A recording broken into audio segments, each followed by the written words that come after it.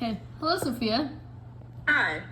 So, do you agree or disagree that we should provide benefits for the unattractive, short, or obese?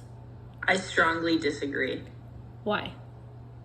because I think that benefits that come with, I think it would not be fair to people who could be in shape or be seen as attractive. I feel like that is a unfair advantage, and I feel that is a very construct thing where in one person's eyes you could be seen as ugly compared to Yeah. another person's eyes you're the most beautiful person they've ever seen, and vice versa with weight. It's super subjective. I agree. Yeah. So what's your positionality? How have you been affected by attractiveness, height, weight, prejudice, and discrimination? I have felt, well, I am half Mexican, half white, but I'm very white passing. So I've faced a lot of privilege compared to that. But I've also very am aware of some of the privileges that I do face compared to ways that I wouldn't. But I am a woman, so I do face some prejudice, and I feel like that goes into it. Okay, but like regarding your attractiveness and your height my and your weight, attractiveness? yeah. Oh, Like, what do you think about pretty privilege? Do you think it's real? Have you experienced pretty it? privilege is definitely a real thing.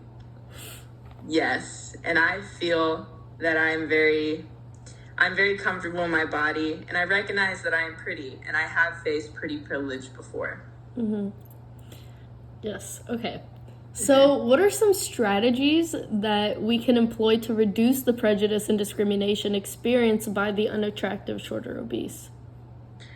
I feel that it just comes with generations, and each generation is different. Like with older generations, they could be more prejudiced towards it, but I feel this generation, Gen Z, is getting better at talking about these things and being more aware of not to judge people and not to judge people by their appearance. Because And that's the whole. Sorry, proceed. And I feel slowly that as the generations go on, it will become better. Yeah, I agree.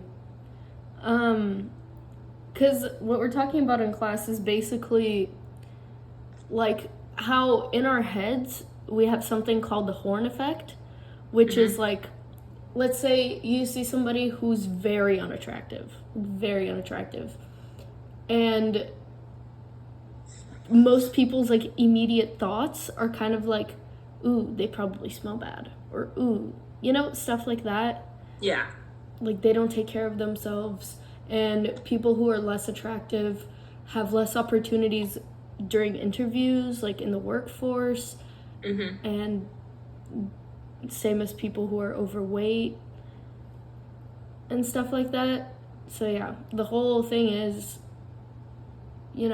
we provide health benefits. Yes. And the prejudice affects people's mental health, I guess, like if you're very unattractive. But my train of thought is also like,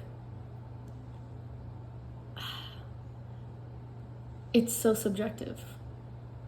It is very subjective. I feel like that also has to go into race too, because this is something you can't help. So, for example, the Black Lives Matter movement, and how, because I'm from California, and there's a law in place where if you have two people, like if there's two people the same age applying for college, and one is a white kid and one is a black kid, the schools will give a better opportunity for the black kid instead of the white kid, which they put this law in, but then it became unfair because it's something, race is another thing you can't help. So they try to make it fair by doing that, but in reality, it's not fair to the white kid who's just as smart trying to apply for the college. So I feel with ugliness and appearance, it's the same way. It's not something you can help or treat. Yeah,